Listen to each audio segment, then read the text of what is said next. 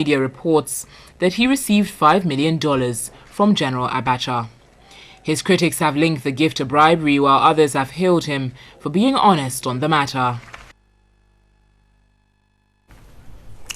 And Dr. Henry Herbert Latte is the petitioner and also the presidential candidate of a great consolidated popular party. And he joins me live in the studio to discuss and look more into the petition that he has sent to EOCO. Good afternoon, sir, and thanks for joining us here.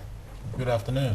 First of all, we want to find out what is the focus of the petition to EOCO? The focus is that there's been a lot of rumor and allegations against Flight Lieutenant Rawlings, and 18 years ago, this problem had happened. That people wanted to know whether he received $5 million from General Abacha, and the answer was that he said no, it never happened. And I do remember that Kweku Baku was hounded and he had to hide. Other journalists had to hide. And then 18 years down the line, he'd come and say, oh, I received $2 million, and it's not $5 million.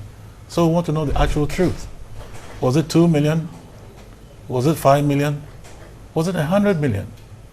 We want to cover all the gray areas. If you, what we just said, we said that in an interview with the Guardian newspaper, he said that he received $2 million. Will that not put this whole issue to rest? Well, I think it's better we have an independent information about it. Because if we don't have somebody else to come in and find out whether that is the truth, then it's what against mine or against the whole Ghanaians. I believe he's a man of truth, man of champion of probity and accountability, and I don't see why he will worry about going to the probe to answer this simple question. Well, so your petition seems to look at a lot of issues apart from what you hope to see achieve. It looks at what exactly or where exactly is this petition directing? Well, you know, Flight Lieutenant Rawlings, former president, has been the longest living president we've ever had. Okay. And when he came in, we all joined him because there was Kalabule. Kalabule, in local parlance now, is corruption. So he came into power, got rid of Achampong. It was not even Achampong, it was Ekufu was in power, okay, and got rid of him. And then 7 military top men were shot dead for corruption.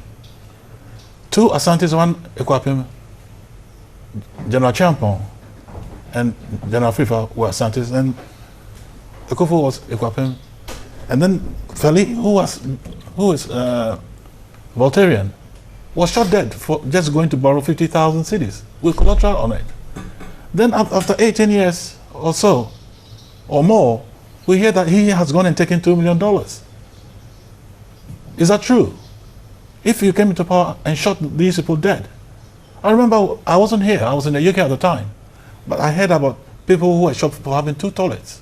If you had 2 toilets, you're in trouble. People who had too much money in the bank account. How to come and explain how they made that money? So the focus is just to retrieve the money, but if you look at your petition, it talks about there's a whole lot of things, yes. Okay. And since we see him as champion for transparency, probity, and accountability, it's so easy for him to come and tell the whole Ghana, yes, I received this money for this reason. What was the reason for getting that $2 million? Was it because he helped Abacha when Abacha killed a prominent journalist, Sarawiwa? Ken Sarawiwa is a journalist like you. He was hung by Abacha because he was fighting for Ogoni people when Shell was messing up their land. Although they were taking the oil, they were messing up the Ogoni land, and he didn't like it. So they played a game, and a chief was killed, and they put it on him.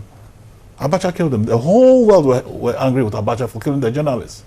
Even he was banned from the Commonwealth for 3 years, and yet our former head was stood right behind him. That money, was it because of he stood behind Abacha, that's why he got that money? He hasn't told us how he got the money. And what he said was he received $2 million and get 300,000 to somebody else, and the 1.4 million. He hasn't told us what he did with it. You had already petitioned Straj.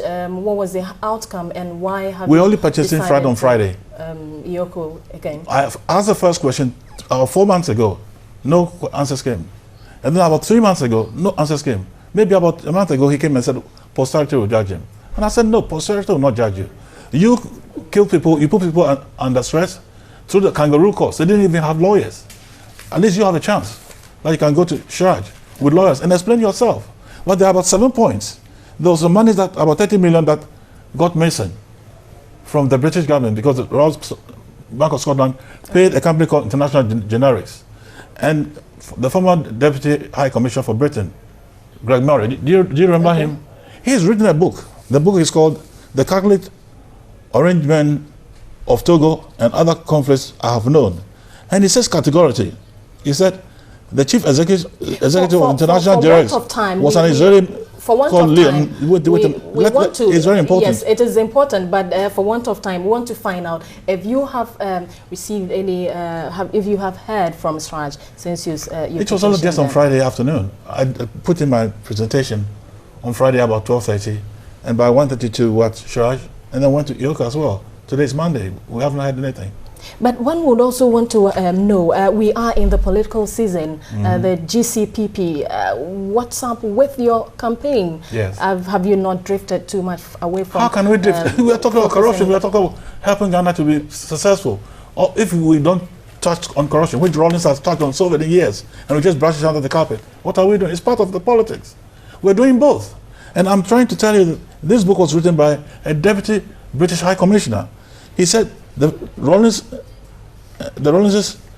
had a close friend who was their front, who was this Leon Tarman, who brought this money.